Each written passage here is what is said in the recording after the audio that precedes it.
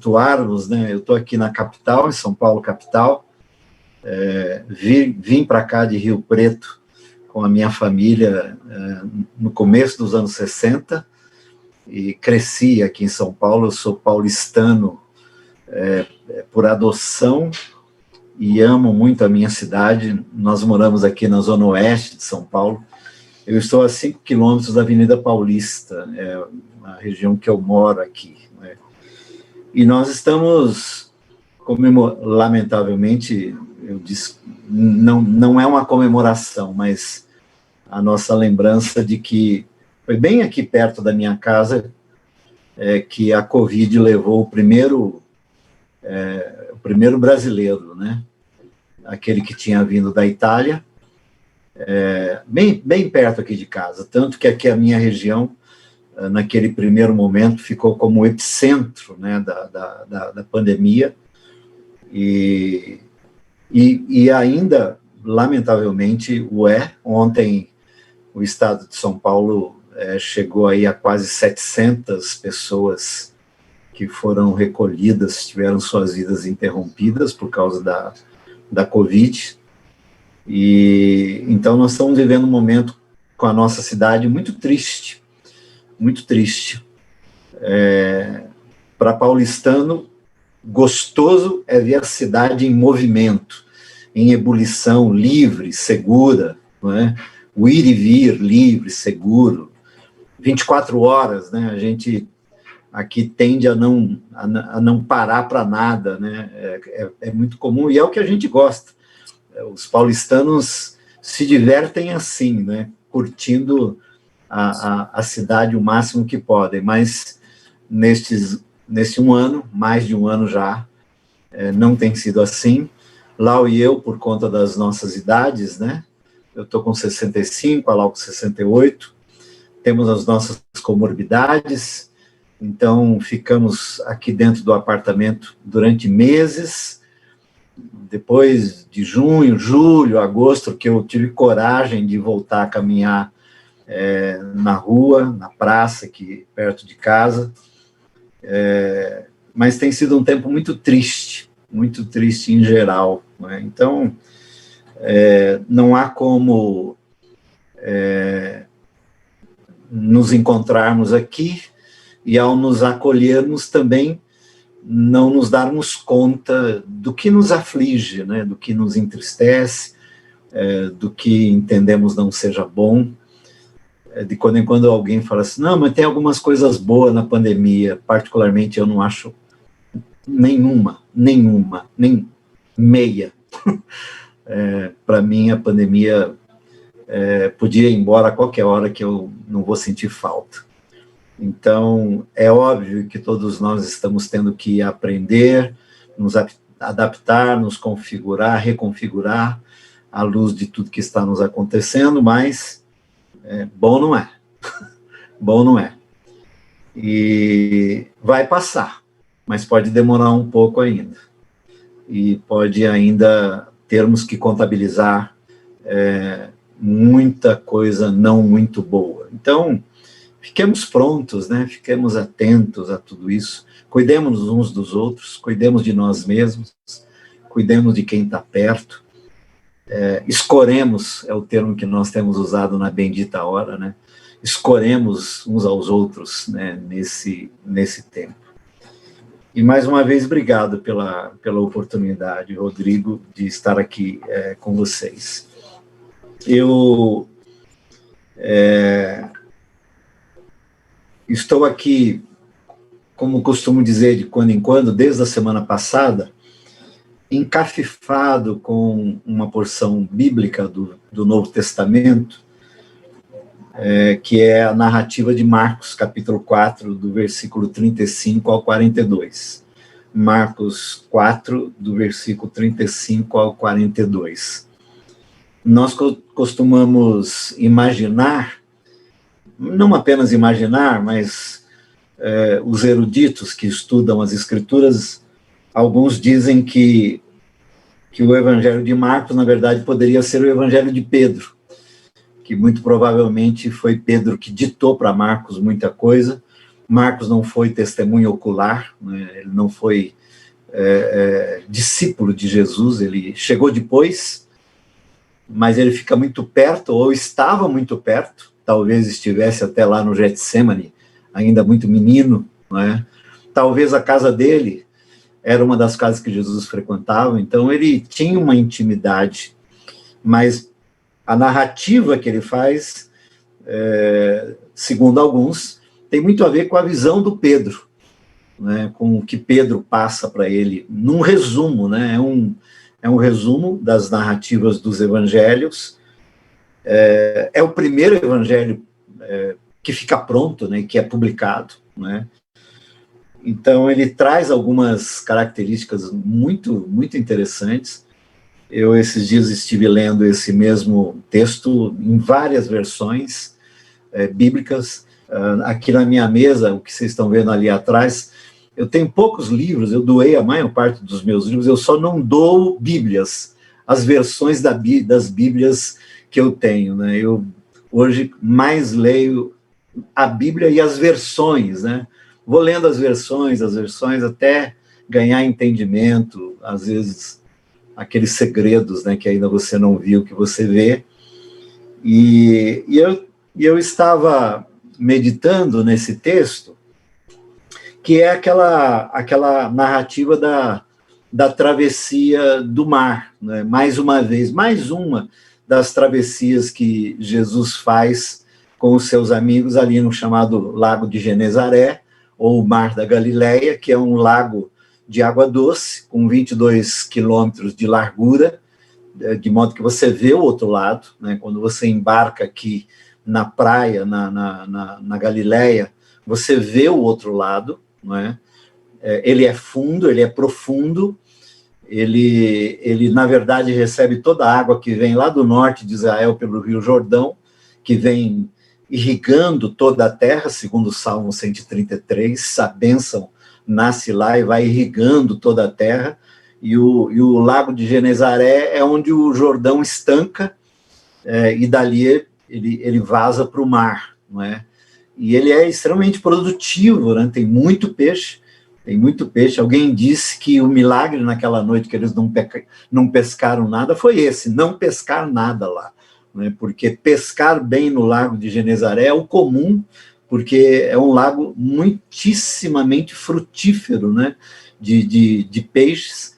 De quando em quando bate uns ventos lá, né? E quem já foi para lá algumas vezes já percebeu isso, às vezes lá no meio do mar bate um vento, e é um vento encanado, né?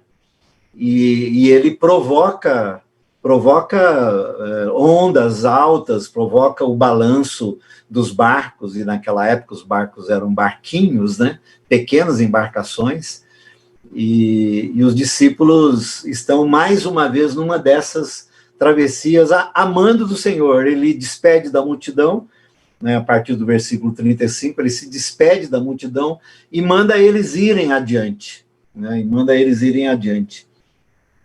E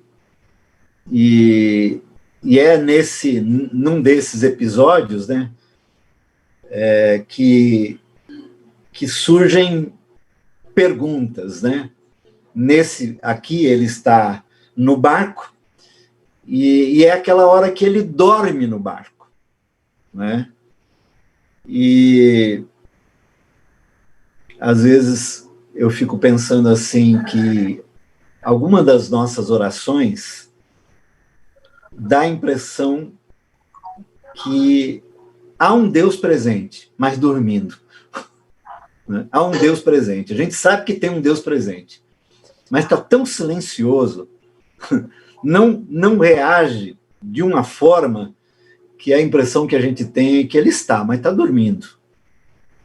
E é ali que aparece uma das perguntas que me intrigou, e fiquei tentando aqui comigo imaginar aquela cena, né? Eles dizem assim: mestre, não te importa que morramos? Não te importa que morramos? Essa expressão, do jeito que eu estou lendo aqui, ela está na na nova versão internacional, na Bíblia NVI. Há outras versões que a pergunta tem outros vocábulos. Mas eu gosto dessa. Mestre, não te importa que morramos? Tipo, para o Senhor tudo bem? O Senhor não está vendo a angústia que nós estamos vivendo? O Senhor não está sentindo os solavancos? O Senhor não está sentindo o soprar dos ventos, o uivar dos ventos? O Senhor não está percebendo que nós não damos conta disto? O Senhor não se importa que morramos?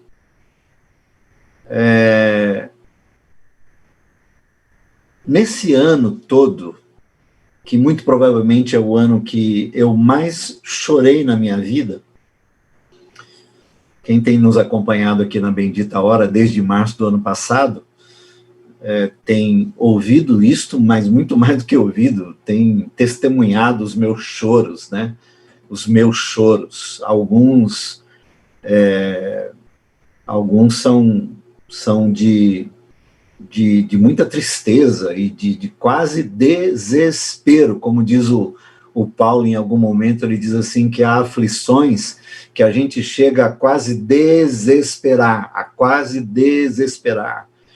não é? E acompanhando um número por demais significativo de pessoas vivendo as dimensões todas desse mar encalpelado que nós estamos vivendo, não é? Desse mar bravo que nós estamos vivendo, esse mar turbulento que nós estamos vivendo, e vivenciando com muitos.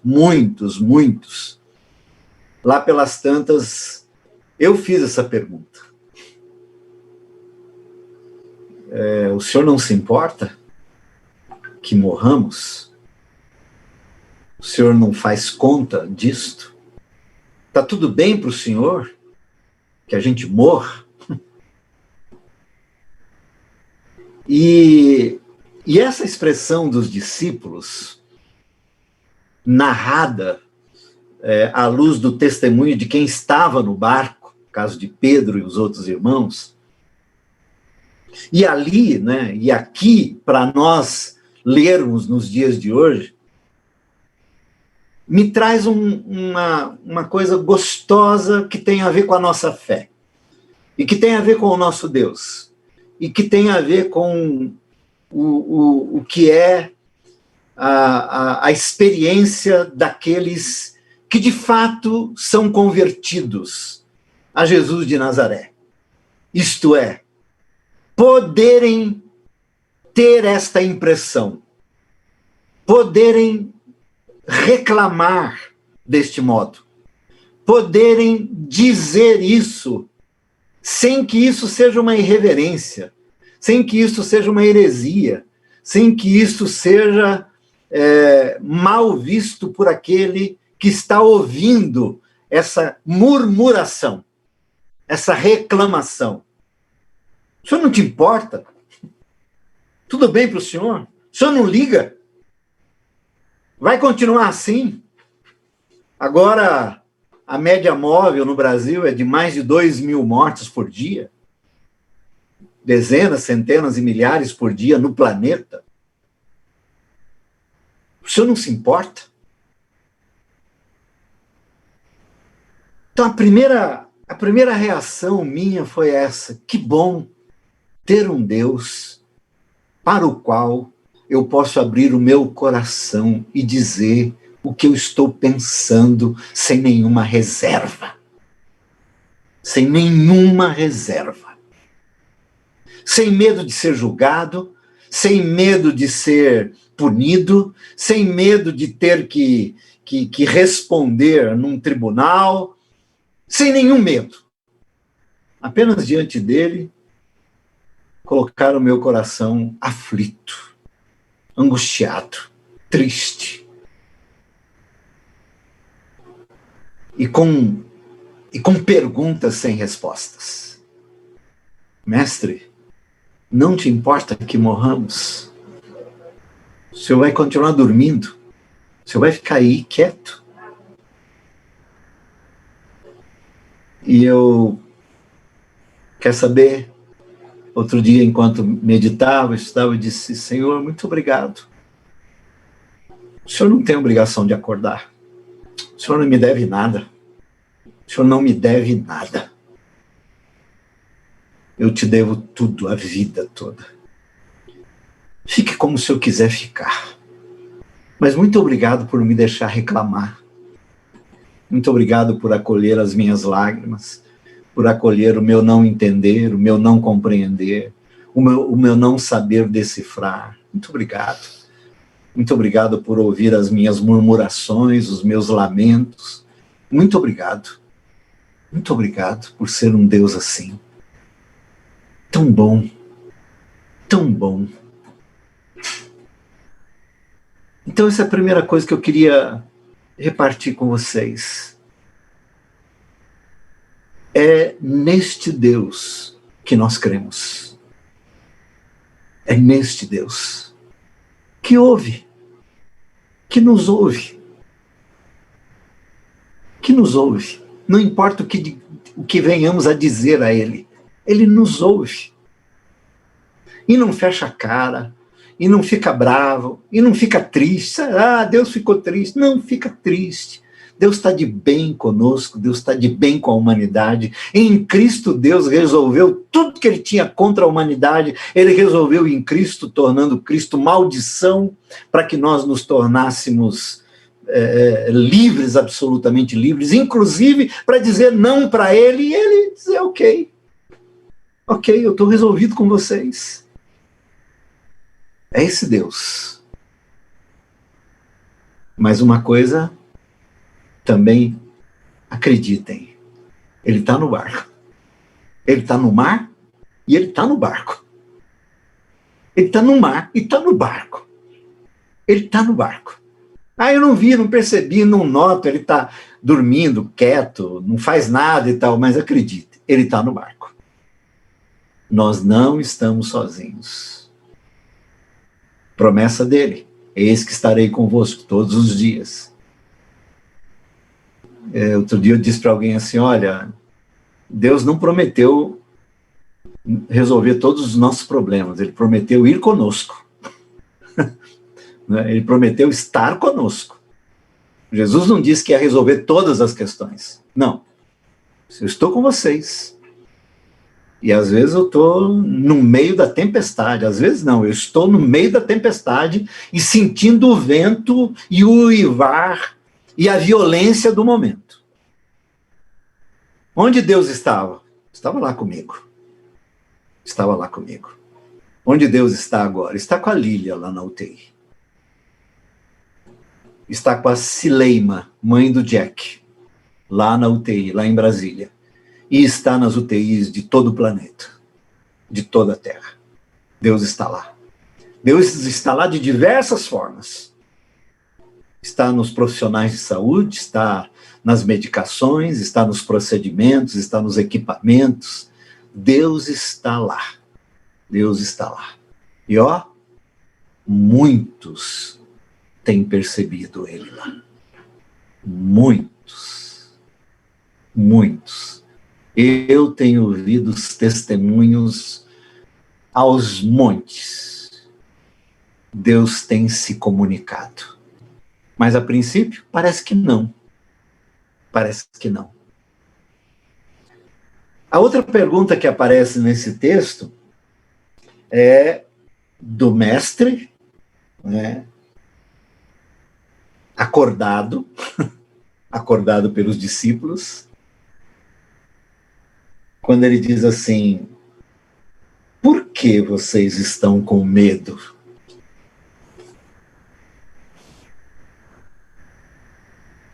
Por que vocês estão com medo? E ele completa assim: ainda não tendes fé? Ainda não tendes fé? E essa pergunta, ela tem algumas peculiaridades, né? Porque eles vêm de momentos com Jesus, de testemunhar milagres atrás de milagres. Eles estão caminhando com Jesus dia e noite, já que eles fizeram um sabático, né, de suas vidas para estarem com Jesus o máximo que podiam estar, embora não deixaram de fazer e de cuidar das obrigações que tinham, né, ali. A região era pequena, era possível fazer isso, mas eles diariamente estavam com Jesus e eles estavam testemunhando a fala de Jesus e os feitos de Jesus.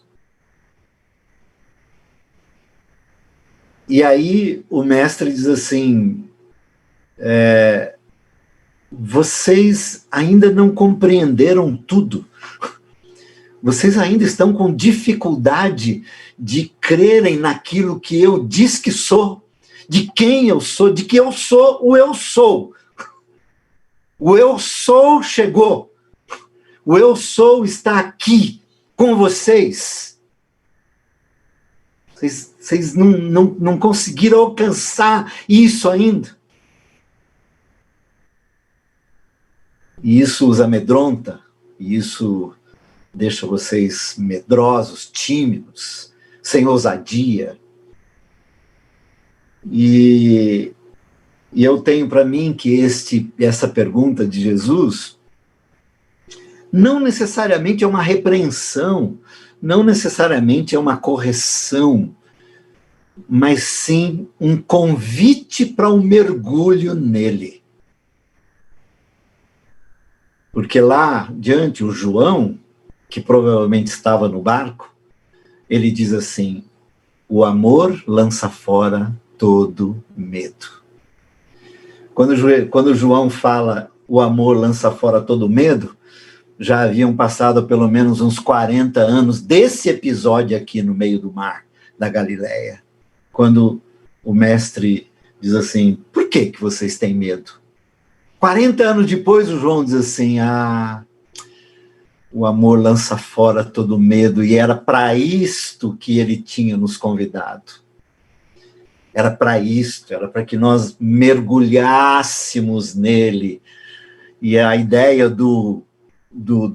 das falas de Jesus de comam o meu corpo, bebam o meu sangue, estejam em mim, sejam um comigo, dá essa ideia de vocês estão com medo porque ainda não mergulharam em mim plenamente, na certeza absoluta de que aqui ou em qualquer outra dimensão, vocês estão em mim. A ideia é que naquela hora ali eles viam Jesus quase como um homem como eles. E Jesus disse assim, eu sou homem como vocês, mas carrego a natureza divina. Isso aqui tudo fui eu que criei. De modo que nessa narrativa é que Jesus dá um psiu no mar. Jesus dá um psiu no mar.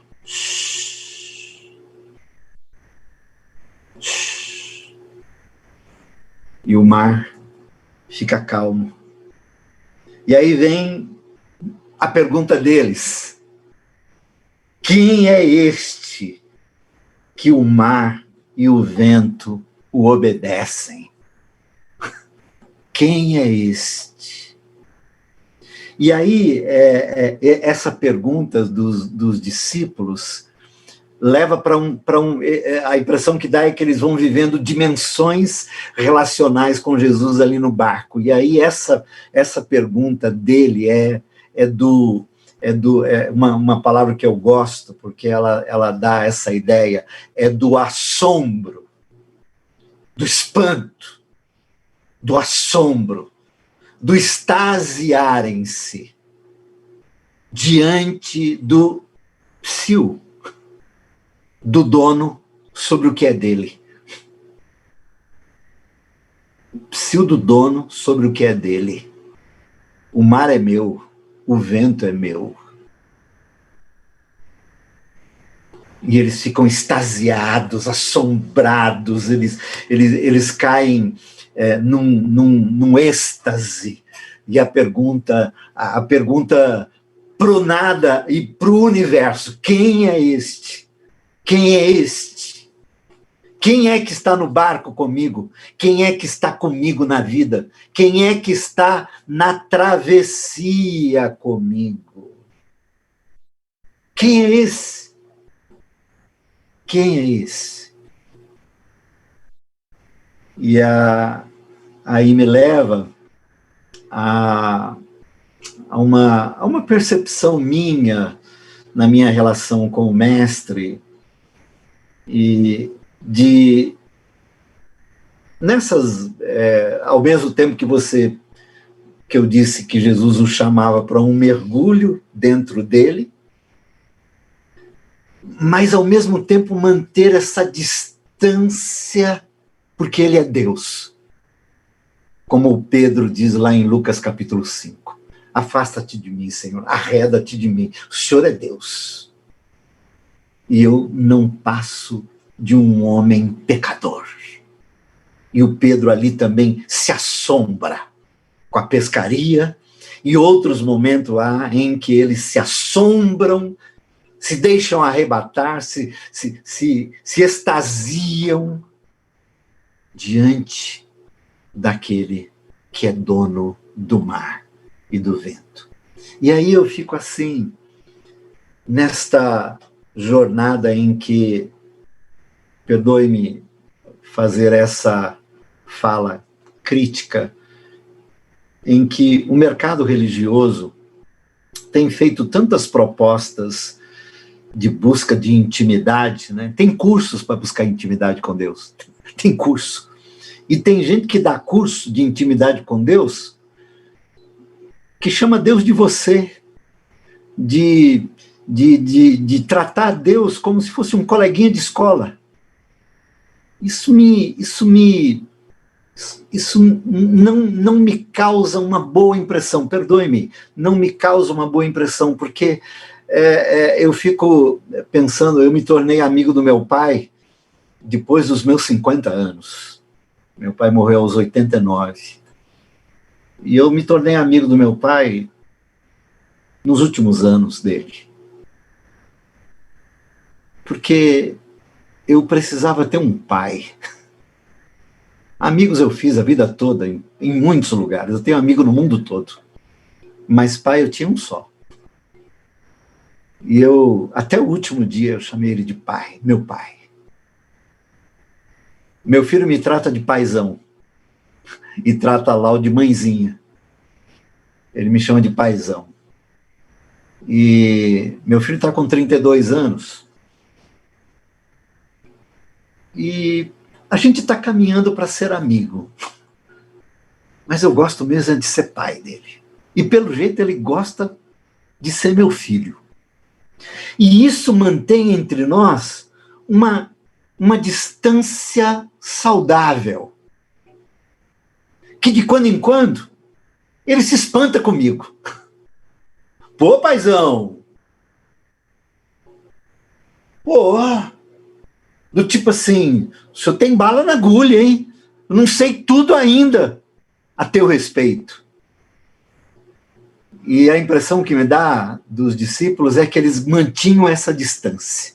Ao mesmo tempo que eles eram convidados por Jesus para mergulhar na intimidade deles, de modo que lá no final eles são, inclusive, promovidos a amigos de Jesus, mas eles mantinham uma distância para manter o assombro. O assombro. De quando em quando, é bom que Deus, aspas, nos assombre. Puxa vida! Puxa vida! Quem é este? Que Deus é este? Que até o mar e o vento lhe obedecem. E eu completei aqui nas minhas algumas coisas que eu escrevi assim, poxa, até o mar e o vento obedecem e eu demoro tanto para obedecer. Demoro tanto para ser obediente. Demoro muito, às vezes, para ser obediente. Então, eu queria queria não, eu quis e acabei de fazer, e esse era o desejo, de levar-nos e trazer-nos para esse tempo nosso, trazer o texto para cá, trazer essa narrativa para cá, trazer esse episódio para cá. Nós estamos numa travessia longa, manos, longa. Não sei qual é o pensamento de cada um a respeito desse tempo. E alguns sabem dos meus pensamentos, porque eu os explicito, eu os publico, muitos deles. E eu sou muito reverente com o pensamento de cada um, não importa em que direção pense.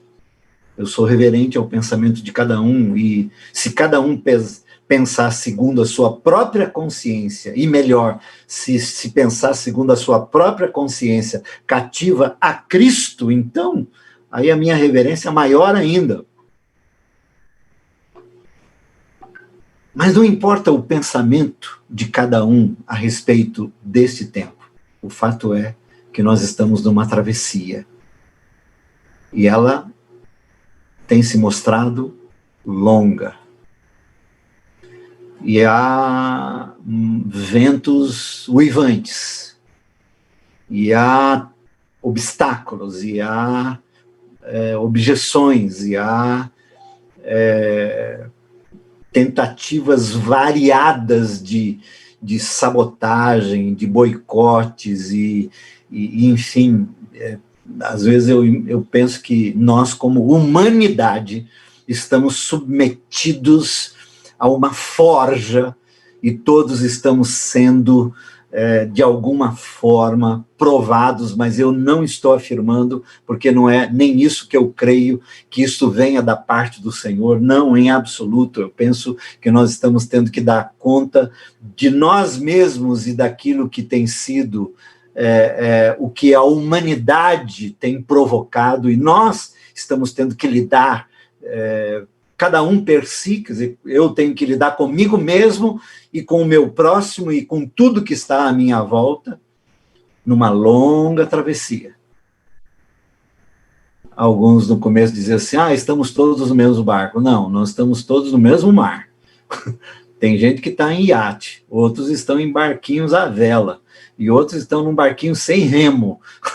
O mar é o mesmo, mas os barcos são diferentes. Eu costumo dizer que Rodrigo, isso aqui é um barco, né? Quem está nesses barcos aqui, eu diria que está navegando num barco bom, porque não está sozinho, né? Eu tenho o barco do caminho, eu tenho o barco da bendita hora, o barco do amor em movimento, o barco dos peregrinos virtuais, né, por onde eu tenho transitado aqui. O fato é que eu não estou sozinho nesse mar, eu estou nesse barco, nestes barcos. Mas nós estamos numa travessia longa, que dá medo, e de quando em quando a nossa fé é colocada em xeque, a gente é provado na fé, não é? E também, não poucas vezes, ficamos extasiados com os livramentos que temos tido. Em meio ao lamento por aqueles que não deram conta, em luto permanente por aqueles que não deram conta, luto permanente, lido aqui diariamente, com famílias, irmãos, irmãs, queridos, alguns muito perto, perdi alguns amigos íntimos, próximos, para essa doença. Mas não foram poucas as vezes que eu também fiquei assombrado, porque percebi que Deus está presente nessa longa travessia. Talvez fosse levar em conta alguns daqueles pensamentos mais altos, né, que eu gosto muito, Eu lembro do Frei Beto dizendo certa vez numa roda conosco que nós estávamos numa espécie de esquina do tempo, que o mundo estava para uma virada de época, uma mudança de época, uma mudança de era. Nós vivemos época de mudanças, era de mudanças. Os últimos 100 anos, 150 anos, os últimos 200 anos, era de mudanças. E nos últimos 50 anos, meu Deus, dos últimos 20 anos, meu Deus, uma época de mudanças. Mas talvez, porque há mais de 100 anos que nós não tínhamos um evento planetário, talvez isto que se chama de pandemia seja o indicativo de que estejamos numa travessia para uma outra era, para uma outra época. E, de alguma forma, aqueles que estão aqui e os que estão dando conta dessa doença, louvado seja o Senhor, que é a grande maioria, 95% dos que são contaminados sobrevivem, mas o número de pessoas que são recolhidas é muito grande e não dá para desdenhar e não dá para relativizar, não dá, é impossível, é muita dor. Mas talvez estejamos vivenciando essa travessia para uma outra era. E aí eu fecho, talvez uma pergunta que não está no texto, mas que talvez tenha ficado no coração deles quando Jesus os deixa em carne e osso, talvez fique no coração deles o que pode estar no nosso coração e no meu está diariamente. Nessa travessia, o que cabe a mim? O que cabe a mim? O que cabe a mim? Eu não estou aqui de graça, eu não estou aqui à toa, eu não sou um qualquer, nem vocês. Não. Nós estamos nesse universo. O que é que me cabe? E aqueles que têm feito a caminhada comigo sabem que eu digo assim, a mim me cabe amar, a mim me cabe orar, a mim me cabe trabalhar, perdoar, a mim me cabe trabalhar, a mim me cabe repartir, a mim me cabe comungar aqui, mesmo que na virtualidade, comungar, a mim me cabe fazer o bem bem feito e fazer o bem até o fim. Isso é o que cabe a mim. Eu já me achei. Eu acordo assim, bom, o que me cabe hoje? Me cabe amar, me cabe orar, me cabe perdoar, me cabe trabalhar, me cabe repartir, porque tem gente precisando da minha partilha. Me cabe caminhar com os meus irmãos e irmãs aqui, não importa que seja aqui, mas eu preciso disso. E me cabe fazer o bem. O Paulo aos irmãos da Galácia diz, sejam incansáveis no fazer o bem. Eu estou devidamente comprometido com isso, nessa travessia. E eu encorajo vocês a responderem estas perguntas, cada um segundo o que entende que segundo o universo que está, o ambiente que está, com quem tem estado e os recursos que tem, enfim, nessa história toda e nessa travessia, o que é que me cabe? O que é que me cabe? Como seguidor de Jesus, como alguém que converteu-se a Cristo para valer, e com Ele e nele está. Que Que Jesus nos abençoe e que Jesus dê um psil às nossas almas, de modo que elas fiquem calmas, de modo que elas descansem, de modo que elas sosseguem. Lembra do hino antigo? Hein, Rodrigo? Hino antigo? Quem é das antigas aqui? Eu sou antigo, né? Você também, Rodrigo? Sou antigo. Os antigos têm um hino lá no Cantor Cristão da Igreja Batista, que depois virou hinário para o culto cristão. O hino 328. O mestre, o mar, ó mestre, o mar se revolta, não se te dá que morramos, não se te dá que morramos. Mas lá adiante, no estribilho, tinha um gostoso, lembra, Alexandre? Sossegai, sossegai, convosco estou para vos salvar. Sossegai, sossegai. Tomara que as nossas almas ouçam esses psius de Jesus e sosseguem em meio à turbulenta travessia que nós estamos fazendo. Que Deus abençoe.